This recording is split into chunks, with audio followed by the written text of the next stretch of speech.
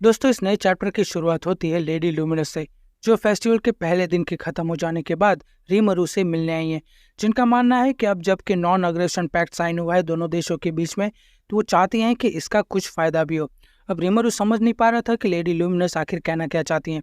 शुरू में तो रीमरू को लगा कि लेडी लुमिनस डिप्लोमेटिक डील्स और ट्रेड के संबंध में बात कर रही हैं, मगर ऐसा नहीं है। लेडी लुमिनस का मानना है कि दोनों देशों के बीच कल्चरल इंटरेक्शन होना जरूरी है, जो कि एक अच्छी शुरुआत हो सकती है दोनों देशों के बीच के रिलेशन का फायदा उठाने के लिए।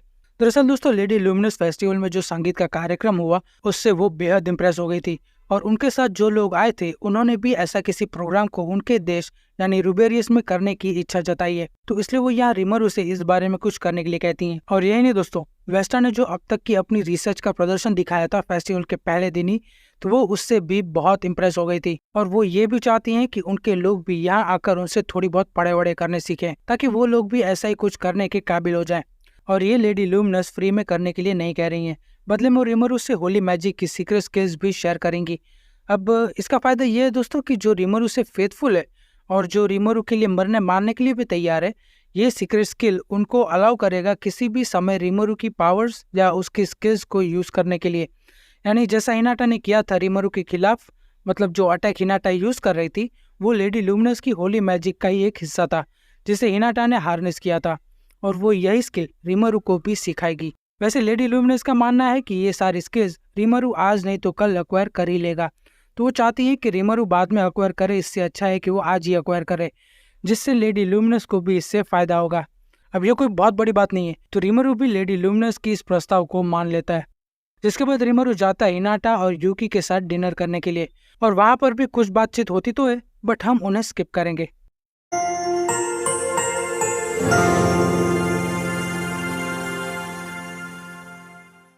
फिर दोस्तों उसी रात मेयर माइल्स आते हैं रीमरू से मिलने, और वो कोई अच्छी खबर नहीं लाए हैं। रीमरू हैरत में आ गया जब मेयर माइल्स ने उससे कहा कि टेम्पस के पास इनफ गोल्ड कॉइन्स नहीं है बाहर से आए ट्रेडर्स के साथ ट्रेडिंग करने के लिए। रीमरू को लगा कि अब तो सिर्फ पहला ही दिन हुआ है, और पहले दिन ही हम ओवर बजट कैसे चले गए, और क्लेमेंट का ट्रेजर भी था जो जंग के बाद उन्होंने उसके महल से लिया था। मगर मेयर माइल्स का कहना वो नहीं था। मेयर माइल्स कहते हैं कि बजट का कोई इशू है ही नहीं, क्योंकि पैसा तो उनके पास बहुत पड़ा है, बट प्रॉब्लम यह है कि वो लोग अब एन मौके पर क्लेमेंट के आसासों को पैसे में कन्वर्ट नहीं कर सकते, क्योंकि क्लेमेंट के पास से जो गोल्ड कॉइन्स मिले हैं वो एंशिएंट किंगडम की करेंसी है, जो अब चलन में भी नहीं है। हालांकि ये बात रीमरू भी जानता है, और अब तक वो उसी के साथ ट्रेड भी करते आए हैं, जिसके बाद ट्रेडर्स खुद ही उस ट्रेजर को मॉडर्न करेंसी में कन्वर्ट कर दिया करते थे। बट दरअसल दोस्तों, यहाँ मेन प्रॉब्लम ये है कि जो ट्रेडर्स हैं या जितने भी क्लाइंट्स हैं, वो अब जिद कर रहे हैं कि उन्हें उनकी पेमेंट मॉडर्न करेंसी में ही चाहिए।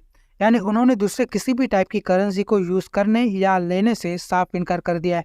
और इतना ही नहीं, टेम्पस उनसे ट्रेड ना करने का कदम भी नहीं उठा सकता, क्योंकि जितने भी उनके क्लाइंट्स और ट्रेडर्स हैं वो सारे के सारे लाइसेंस्ड मर्चेंट्स हैं वेस्टर्न काउंसिल के, जो वेस्ट में बसे देशों का एक समूह है, और वही लोग दुनिया भर की ट्रेड को कंट्रोल भी करते हैं। वेस्टर्न काउंसिल के नियमों के अनुसार जितने भी ट्रेडर्स और मर्चेंट्स हैं वो लोग सारे इंटरनेशनल ट्रांजैक्शंस मॉडर्न करेंसी में करने के लिए प्रतिबद्ध हैं। यानी वो लोग नियमों के अनुसार ही चल रहे हैं, जिसमें कोई बुराई नहीं है। पर दोस्तों, इसकी वजह से टेम्पस के ट्रेड पर बहुत बड़ा असर होगा। हालांकि हर एक देश को अपने अपने देश में ट्रेडिंग को लेकर अलग नियम बनाने की छूट जरूर है, मगर फिर भी बाहर से आए मर्चेंट्स ने मॉडर्न करेंसी इस्तेमाल करने की मांग रखी है। और दोस्तों, ये सुनकर डियाब्लो इमीडिएटली अज्यूम कर लेता है कि ये जरूर किसी न किसी की चाल है, जो जानबूझकर उन मर्चेंट से ये सब करवा रहा है। और अगर टेम्पस वेस्टर्न काउंसिल के नियमों को नहीं मानता है, तो वो समझेंगे कि डीमन और रीमरू अग्रेसिव हो रहा है, और वो फिर टेम्पस और रीमरू को एक दुश्मन की नज़र से देखना शुरू कर देंगे, जो जाहिर है कि वो रीमरू और उसके देश के लिए ठीक बिल्कुल भी नहीं होगा, कंसिडरिंग के रीमरू अपने देश की प्रगति और कुशलता के लिए इंसानों का साथ चाहता है। हमारे समझदार शियोन और डियाब्लो का मानना है कि रीमरू का जो प्लान है टेम्पस के साथ ब्लूमन, ड्वार्गन और फालमेनस के साथ एक इकोनॉमिक अलायंस को एस्टैब्लिश करने का, जिसमें मिलियम का डोमेन भी शामिल है, वो वेस्टर्न काउंसिल के ट्रेड डोमिनेशन को खत्म कर सकता है। और शायद यही वजह है कि वेस्टर्न काउंसिल ने अपने ट्रेड डोमिनेशन का सबूत देने के लिए ही टेम्पस में आए मर्चेंट से ये सब जानबूझकर करवा रहा है। जिसके बाद मेयर माइल्स अपनी बात को आगे बढ़ाते हुए कहते हैं कि इस वक्त उनके लोग मॉडर्न करेंसी को इकट्ठा करने का काम कर रहे हैं, और लकीली जो मर्चेंट्स हैं वो अपने पेमेंट्स का फेस्टिवल के खत्म हो जाने तक इंतजार करने के लिए भी राजी हो गए हैं। और अब मेयर माइल्स और टेम्पस के पास पूरे 2 दिन है मॉडर्न करेंसी को जमा करने के लिए, जिसमें मेयर माइल्स कोई भी कसर छोड़ना नहीं चाहते। उनका मानना है कि अगर प्रॉपर एडवर्टाइजमेंट की जाए तो उनका ये काम भी आसान हो जाएगा। जिसके बाद रीगर्ड मेयर माइल्स से माफी मांगता है क्योंकि उसे ये रियलाइज ही नहीं हुआ कि फेस्टिवल के दौरान ऐसी कोई परिस्थिति भी उत्पन्न हो सकती है। अब क्योंकि रीगर्ड टेम्पस का चीफ है तो ये उसकी जिम्मेदारी बनती है कि टेम्पस में फेस्टिवल के दौरान किसी भी प्रकार की कोई प्रॉब्लम ना खड़ी हो जाए। मगर मेयर माइल्स जानते हैं कि नकारापन की कोई दवा नहीं होती। फिर दोस्तों रीमरू वहाँ मौजूद सभी को फिलहाल के लिए ये सब भूलकर फेस्टिवल का आनंद उठाने के लिए कहता है क्योंकि वो जानता है कि ये फेस्टिवल सिर्फ 3 दिन तक है।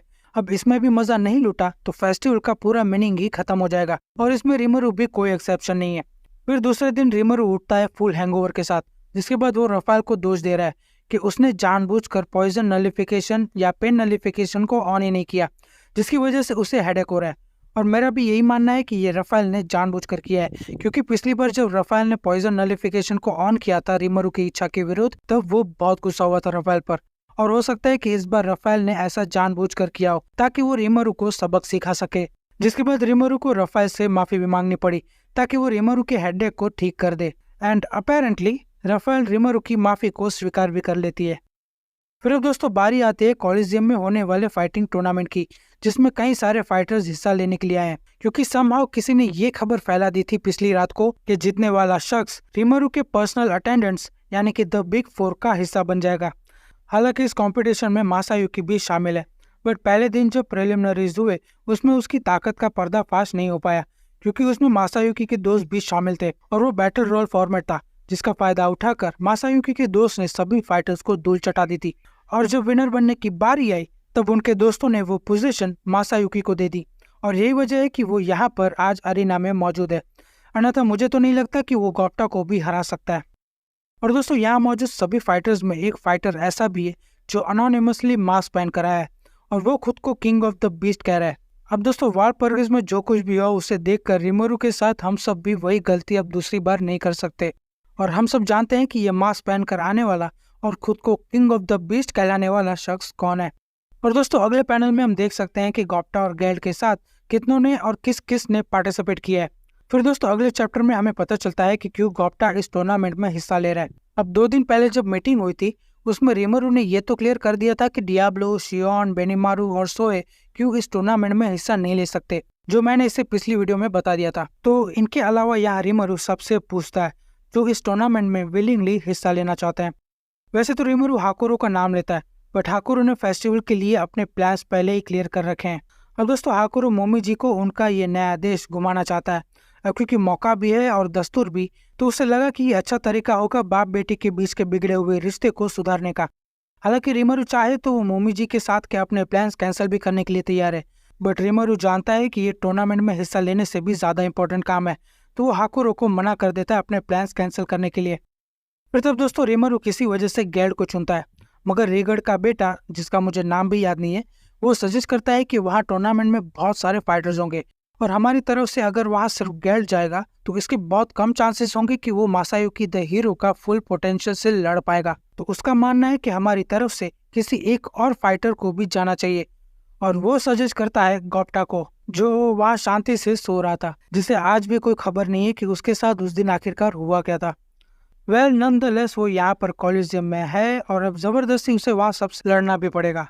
फिर दोस्तों टूर्नामेंट की शुरुआत हो उससे पहले रीमरू शियोन के साथ वहाँ अरीना में एकदम बैडएस अंदाज में एक दरवाजे के साथ वहाँ एंट्री मारता है। अब दोस्तों आपको ठीक से याद हो तो आपको पता लगेगा कि ये वैसी ही एंट्री है जैसी लेडी लुमिनस की थी जब वो पहली बार टेम्पस में आई थी रीमरू और हिनाटा की फाइट के खत्म हो जाने के बाद।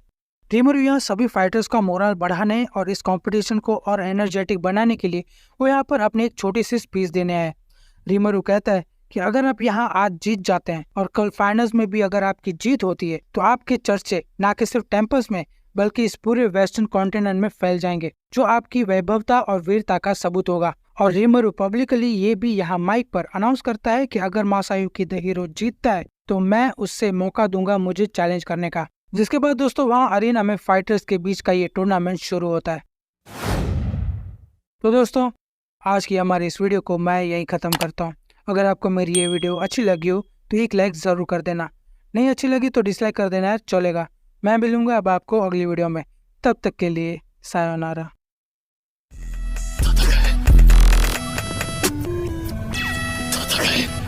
Yeah, that's crazy, George. 鏡に向かって話しかけてたの？ねえ、戦えってね。 Put my hands in the fire, my title called Liu Kang. Bitch Bruce Lane.